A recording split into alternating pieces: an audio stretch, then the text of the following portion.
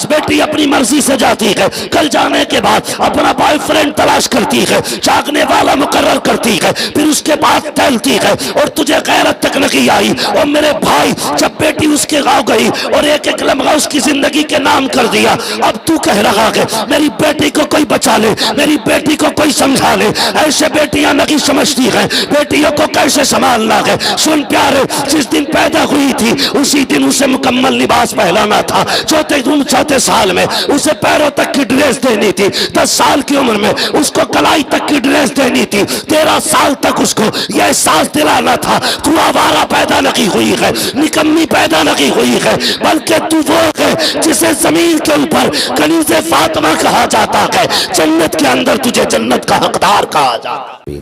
या खुदा बहरे जनाब मुस्तफ़ा इमदाद कुन, या रसूल अल्लाह अज़ बहरे खुदा इमदाद कुन, या शहीद करबला, या दाफ़िए करबो बला, गुलरुखा शहज़ादे गुलक़बा इमदाद कुन, गौसे आज़म बने बेसरो सामा मददे, क़िबले दी मददे, काबे ईमा मददे, बगिरदाबे बला उफ्ताद कश्ती, मदद कुन मदद कुन मदद कुन, या मुईनुद्दीन चिश्ती क़ादरी यमनारे, या गौसे आज़म भी ज़नम, दमज़ शेख अहमद रज़ा ख़ां क़ुत्ब आलम भी ज़नम, बलगल उला बिकमालिही, कशफ़त दुजा बिजमालिही, हसनत जमीअ ख़िसालिही, सल्लु अलैहि व आलिही। करूँ तेरे नाम पे जाँ फ़िदा, न बस एक जाँ दो जहाँ फ़िदा, दो जहाँ से भी नहीं जी भरा, करूँ क्या करोड़ों जहाँ नहीं। जिसको अपने नबी से जितनी मोहब्बत का एहसास हो, कोशिश करें उतनी ही आवाज़ के साथ रसूल और आले रसूल की बारगाह में दुरूद सलाम की डालियाँ निछावर कर लें। पढ़ें बावाज़े बुलंद, अल्लाहुम्मा सल्ली अला सय्यदिना व शफ़ीइना व नबीना व मौलाना मुहम्मदिन मअदिल जूदी वल करम व आलिही व अस्हाबिही व बारिक व सल्लिम सलातुम व सलामन अलैका या रसूल अल्लाह सल्लल्लाहु तआला अलैहि वसल्लम। मैं दिली मुबारकबाद पेश करता हूँ आप तमामी हज़रात को कि आप उस सरज़मीन पर रहते हैं जिस सरज़मीन पर हुजूर हाफिज़ मिल्लत के फैज़ान की ठंडी ठंडी हवाएं चलती हैं। आप उस इलाक़े में सांस लेते हैं जिस इलाक़े में हाफिज़ मिल्लत के इल्मी समंदर की ठंडी ठंडी छींटें आपके जिस्म को मुअत्तर करती रहती हैं। अल्लाह ताला हमें और आपको हुजूर हाफिज़ मिल्लत के फैज़ान से माला माल फरमाए। यकीनन बहुत बड़ी शख्सियत, हिंदुस्तान का अज़ीम सरमाया हुजूर मुहद्दिस कबीर दामज़िल्लहुल आली, वो भी इसी इलाक़े से ताल्लुक़ रखने वाली शख्सियत है। अल्लाह ताला इस तरह के तमाम उलमाए किबार का साया हम सब के सरों पर तादेर कायम व दाइम फरमाए। अज़ीज़ान मिल्लत इस्लामिया, अरकान कमेटी की कोशिशें मेहनतें आप देख रहे हैं। इस अज़ीम महफ़िल को सजाने में बेपनाह अनथक कोशिशें की गईं और यकीनन जितनी कोशिशें अरकान कमेटी ने इस महफ़िल को सजाने में की हैं उससे ज़्यादा मोहब्बतें आपके बैठने से नज़र आ रही हैं।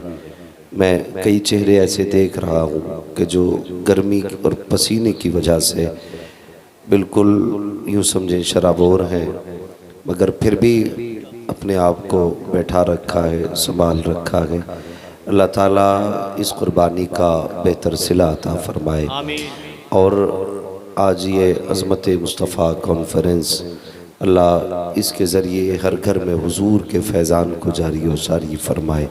जब तक बिके न थे तो कोई पूछता न था, जब तक बिके न थे तो कोई पूछता न था, तुमने ख़रीद कर हमें अनमोल कर दिया।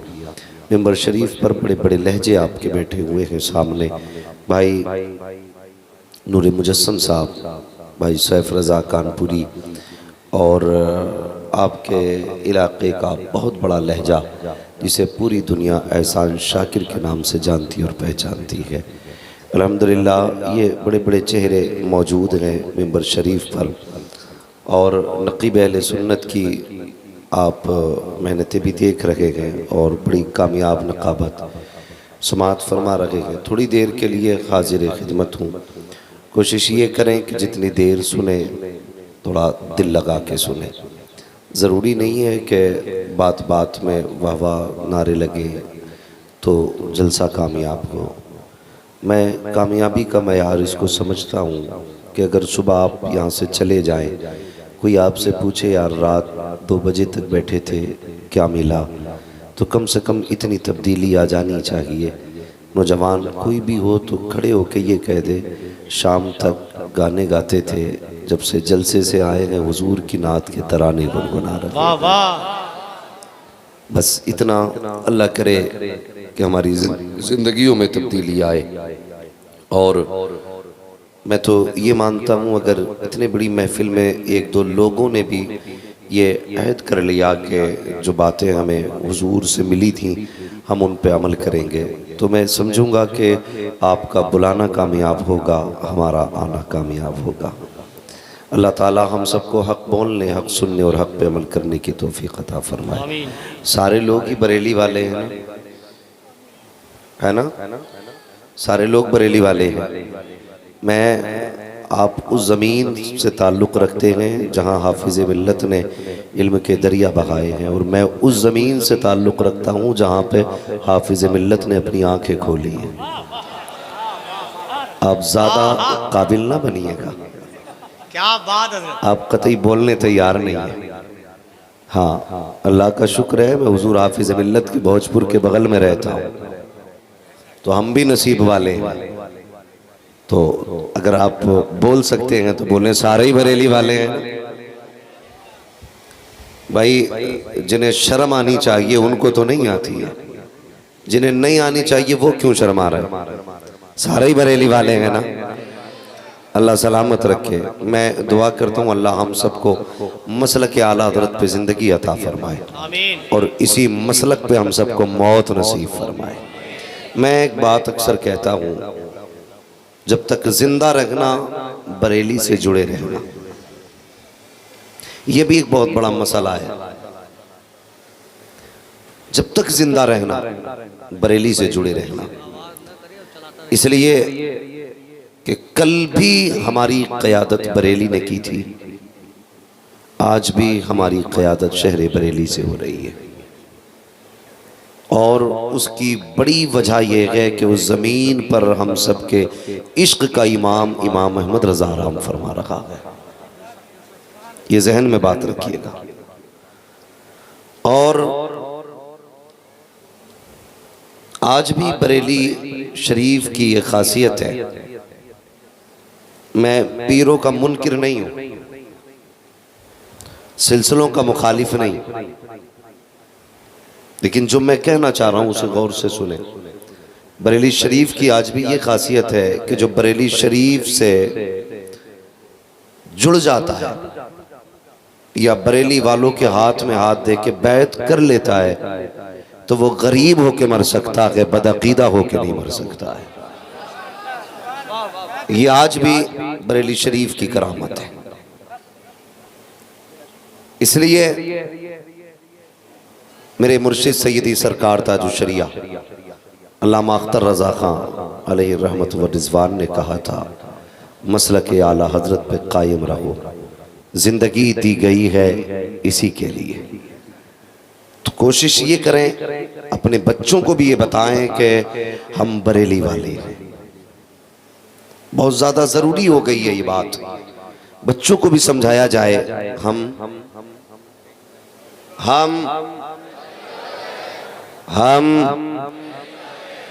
पीछे वाले क्यों नहीं बोल रहे? क्या कोई थाना भवन वाला भी बैठा है कि भाई हम बरेली वाले हैं?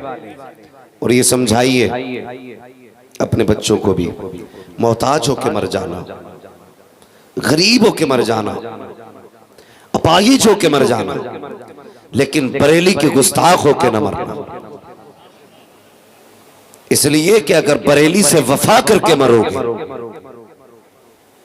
भले फाके से मर जाना, लेकिन अगर बरेली के अहमद रजा की वफा दिल में होगी ना, तो फिर बरेली वाले का ऐलान सुनना। उन्होंने कहा था अख्तरे कादरी खुल्द में चल दिया। खुल्द वाहे हर कादरी के लिए। ये एक ऐलान है जन्नत में जाने का। इसलिए मेरी गुजारिश है अपने बच्चों को भी समझाएं कि हमें बरेली से वफा करनी है, और ये बरेली वाले ही का एहसान है जो जलसे हो रहे हैं। मेरा चैलेंज है उन छछुंदरों को जो आला हज़रत के नाम की अगरबत्ती की कमाई खाते, इमाम अहमद रजा के नाम के पड़े गए जलसों से बच्चे पल रहे हैं और भौंकते भी बरेली के अहमद रजा पर हैं। अगर बरेली में अहमद रजा नहीं होते तो इतने जलसे नहीं होते। यकीन ना हो तो आप हिंदुस्तान और पाकिस्तान के बाहर जाके देखो, जहां पर इमाम अहमद रजा के असर और रसूख का मामला ना हो।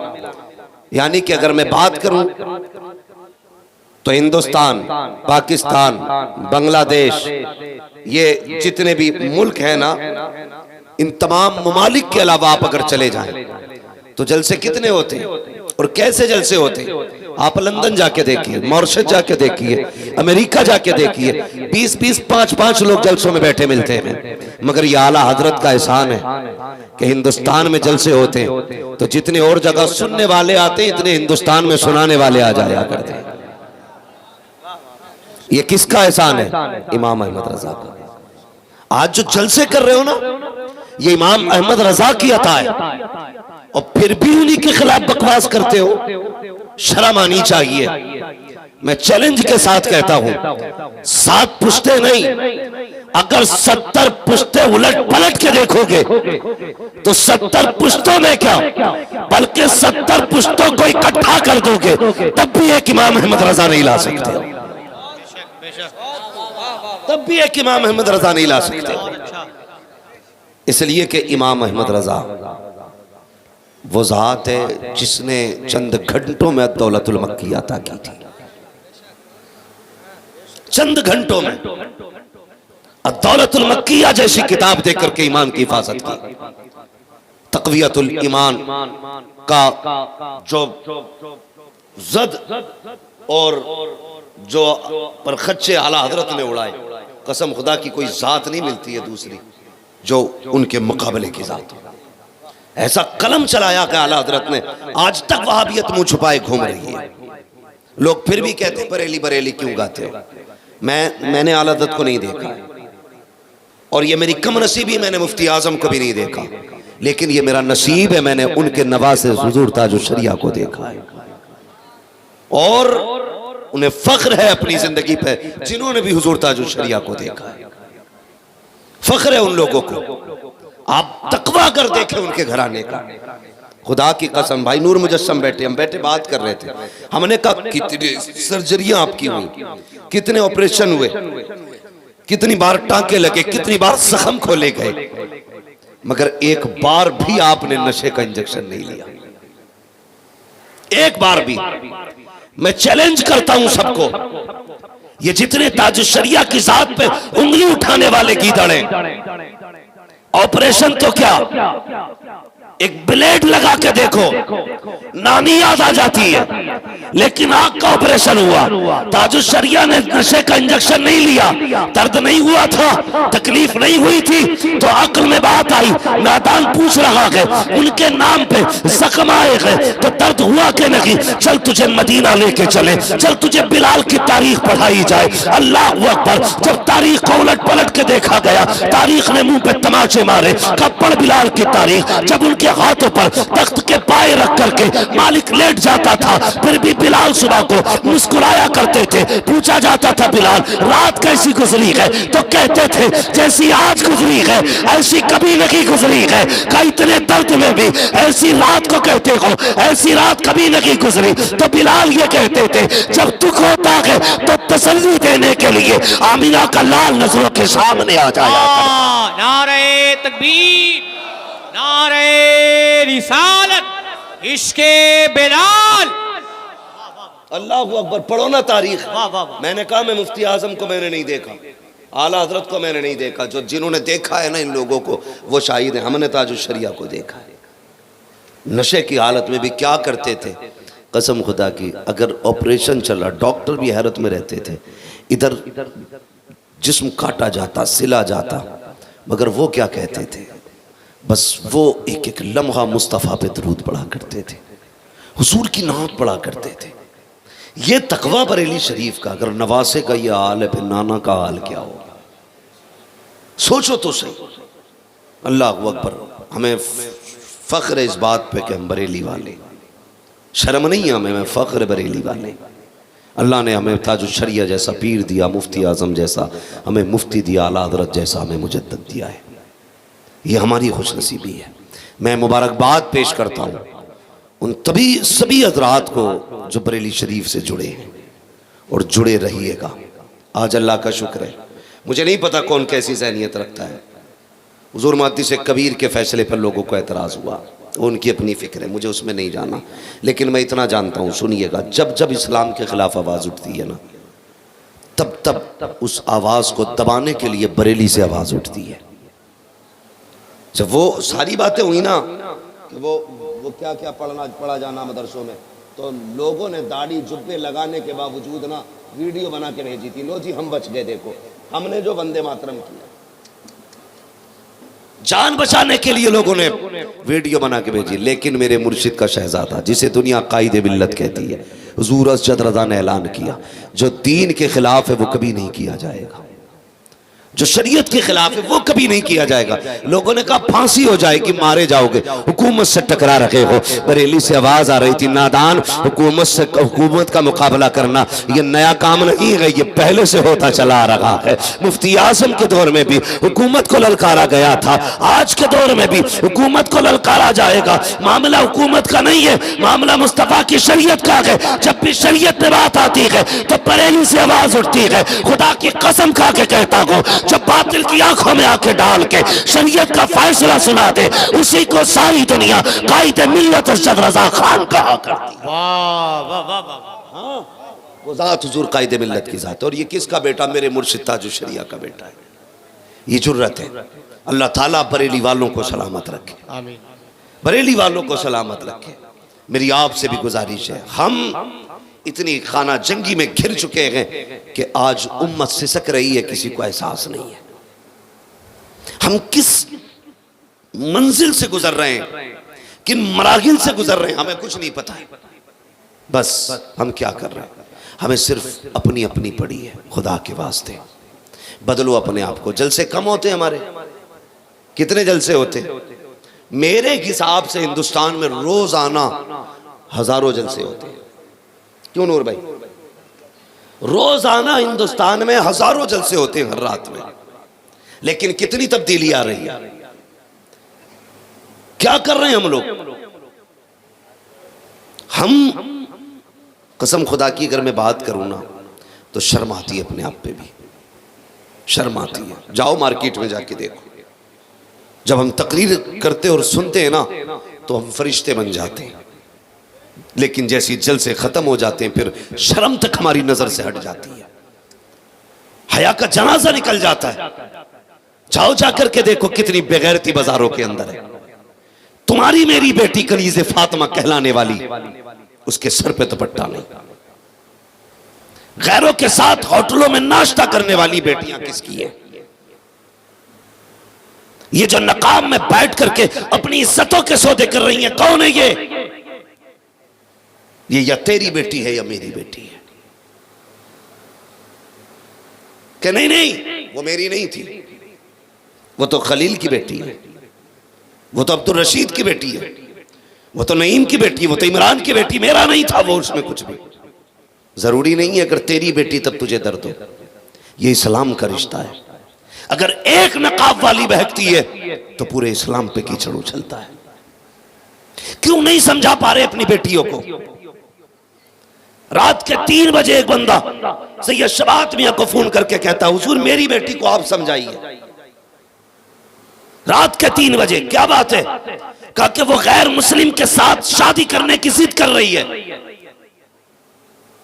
बेटी तेरी ये समझाए हम, क्यों आखिर तेरे लहजे में असर नहीं है? क्यों तेरी बात का एहसास नहीं तेरी बेटी को? तू नहीं कह सकता अपनी बेटी से? क्या तेरी बेटी की नजर में तुझसे ज्यादा हमारी अहमियत है? बेशक होगी, इसलिए कि तूने अपनी बेटी की नजर में अपनी इज्जत नहीं बनाई। आज शर्म आ रही है ना बेटी जब किसी कुमार और किसी यादव हो या किसी भी जात के साथ जा रही है, सब सर पकड़ के बैठे, बेटियों को कैसे रोका जाए। ये 5 मिनट में कवर होने वाली गलती नहीं है, इसे 10 दिन में कंट्रोल नहीं किया जाएगा। चैलेंज करता हूं मैं, इसे कंट्रोल करने के लिए कम से कम 18 साल चाहिए। कितने 18 क्यों चाहिए? क्योंकि बर्बाद करने में तुमने 18 साल लगाए, इसलिए इनको बचाने के लिए कम से कम 18 साल। तेरी बेटी को हम क्यों समझाएं गलती तूने की है प्यारे, बता तो सकी जब ये पैदा हुई थी तूने कौन सी ड्रेस ला करके दी? तूने 3 इंच का कपड़ा बच्ची को ला करके पहनाया। जब ये बच्ची थी तूने 2 बत्तियों वाली बनियान पहनाई। मौलवी अभी बच्ची ही है, 4 साल की हो गई, फिर तूने बनियान और उसको इतने ड्रेस में ला के रखा। 8 साल की हो गई, जब बच्ची को शऊर आने लगा वो तेरी कलाई पकड़ के जब मार्केट गई, कहने लगी बाबा मेरा जन्मदिन है, ड्रेस अपनी मर्जी से खरीदूंगी। उसने 8 साल की उम्र में जब बेहयाई के लिबास पे हाथ रखा, तूने ये सोचा था ये बच्ची है और इस पे अभी शरीयत का उसूल नहीं लगता है, इसलिए तूने उसका हाथ नहीं पकड़ा। उसने उस वक्त बेहयाई का लिबास खरीदा।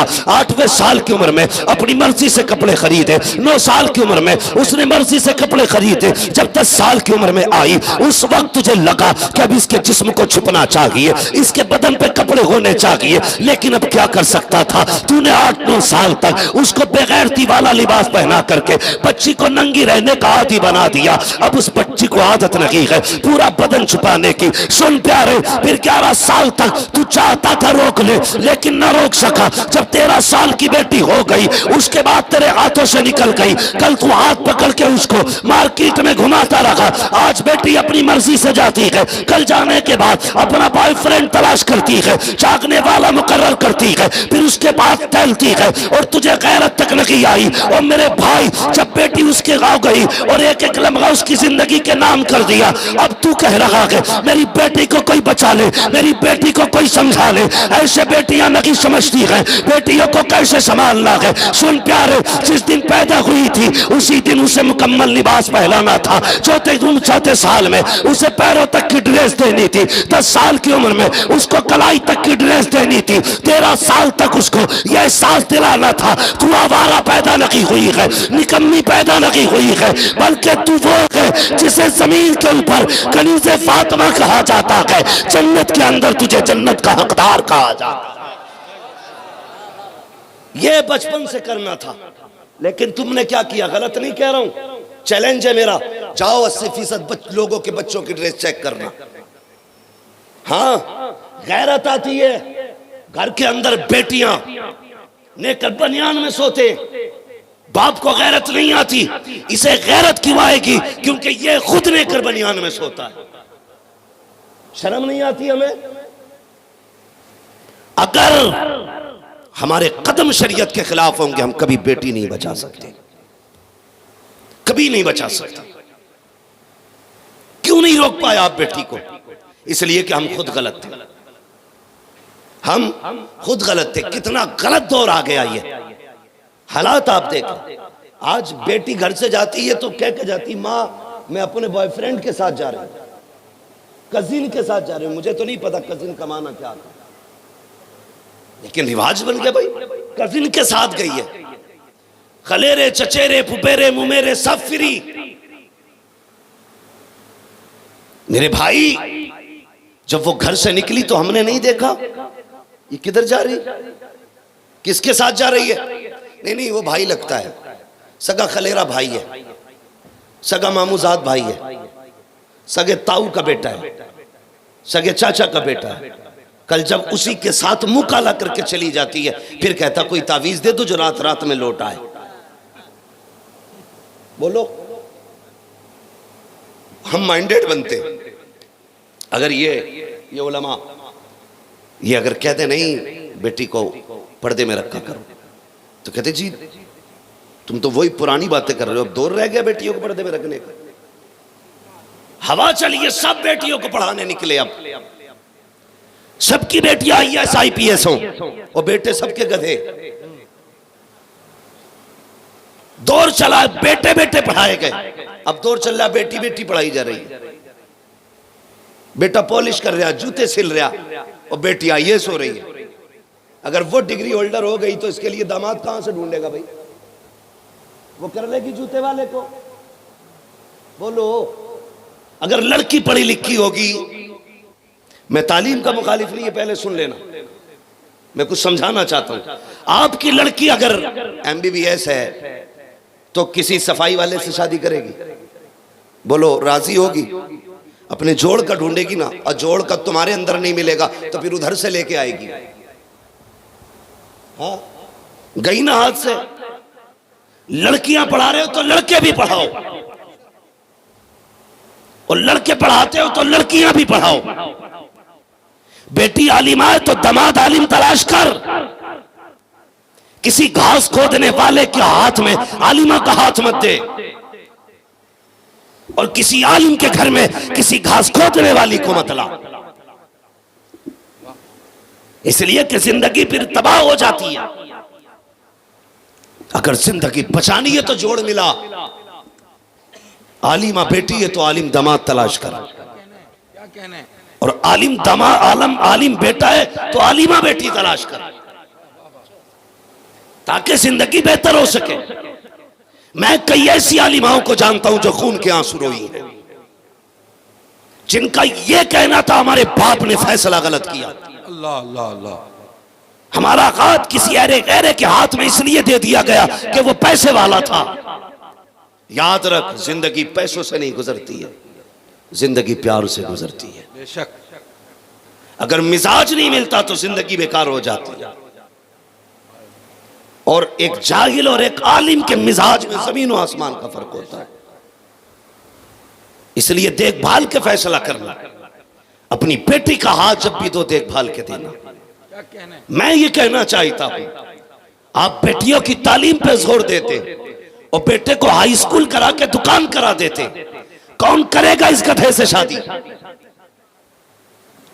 जो बेटियां काबिल हो रही हैं वो किसके हिस्से में आएंगी? आप तलाश कर डालो, जाकर के देखो। जितनी गैरों के बिस्तर पे जाके बैठ गई, कोई हाई स्कूल पास है, कोई MA BA पास है, कोई डिग्री होल्डर है, किसी ने कोई डिग्री कर रखी है, किसी ने कोई डिग्री कर रखी है। ये दावे के साथ कह सकता हूं, ऐसी कोई लड़की नहीं मिलेगी जिसे कुछ नहीं आता हो और वो किसी गैर मुस्लिम के बिस्तर पे जाके बैठ गई हो। अल्लाह अकबर। तबाही के जो दरवाजे खोले हैं, तालीम ने इस कौम को तबाह करके रख दिया है। जब से तुम्हें नशा चढ़ा गए, सर्विस सर्विस सर्विस, नौकरी का नशा जब से चढ़ा गए, तब से तुम तब बर्बाद हो गए हो। हजरत उमर फारूक आजम ने कहा था, जब तक ये कौम बिजनेस करती रहेगी उस वक्त तक ये कौम जमाने पे हुकूमत करती रहेगी। तुम नौकरी करने नहीं आए थे, जूते उठाने नहीं आए थे, हाथ बांधने नहीं आए थे, बल्कि तुम सर्विस करने की बजाय अपना बिजनेस करके जमाने पर रब की तौहीद का परचम लहराने के लिए आए।